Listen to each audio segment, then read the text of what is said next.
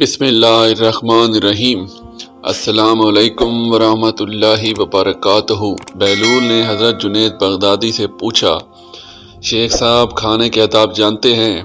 کہنے لگے، بسم اللہ کہنا، اپنے سامنے سے کھانا، لقمہ چھوٹا لینا، سیدھے ہاتھ سے کھانا، خوب چبا کر کھانا، دوسرے کے لقمے پر نظر نہ کرنا، اللہ کا ذکر کرنا، الحمدللہ کہنا، اول و آخر ہاتھ دھونا۔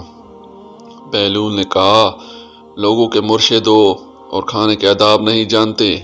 اپنے دامن کو جھاڑا اور وہاں سے اٹھ کر آگے چل دیے۔ شیخ صاحب بھی پیچھے چل دیے۔ مریدوں نے اصرار کیا، سرکار وہ دیوانہ ہے، لیکن شیخ صاحب پھر وہاں پہنچے، پھر سلام کیا۔ بہلول نے سلام کا جواب دیا اور پھر پوچھا، کون ہو؟ کہا، جنید بغدادی، جو کھانے کے آداب نہیں جانتا۔ بہلول نے پوچھا، اچھا بولنے کے آداب تو جانتے ہوگے؟ جی الحمدللہ۔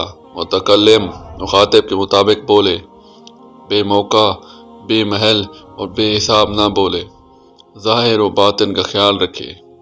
بہلول نے کہا، کھانا تو کھانا، آپ بولنے کے آداب بھی نہیں جانتے۔ بہلول نے پھر دامن جھاڑا اور تھوڑا سا اور آگے چل کر بیٹھ گئے۔ شیخ صاحب پھر وہاں جا پہنچے، سلام کیا۔ بہلول نے سلام کا جواب دیا، پھر وہی سوال کیا، کون ہو؟ شیخ صاحب نے کہا، جنید بغدادی، جو کھانے اور بولنے کے آداب نہیں جانتا۔ بہلول نے، اچھا سونے کے آداب بھی بتا دیں۔ کہا، نماز عشاء کے بعد ذکر و تسبیح، سورت اور وہ سارے آداب بتا دیے جو روایات میں ذکر ہوئے ہیں۔ بہلول نے کہا، آپ یہ بھی نہیں جانتے۔ اٹھ کر آگے چلنا ہی چاہتے تھے کہ شیخ صاحب نے دامن پکڑ لیا اور کہا، جب میں نہیں جانتا تو بتانا آپ پر واجب ہے۔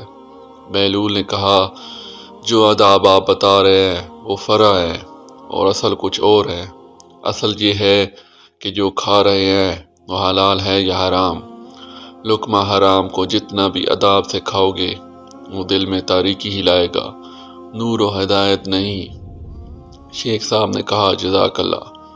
بہلول نے کہا، کلام میں اصل یہ ہے کہ جو بولو اللہ کی رضا اور خوشنودی کے لیے بولو۔ اگر کسی دنیاوی غرض کے لیے بولو گے یا بیہودہ بولو گے تو وہ وبال جان بن جائے گا۔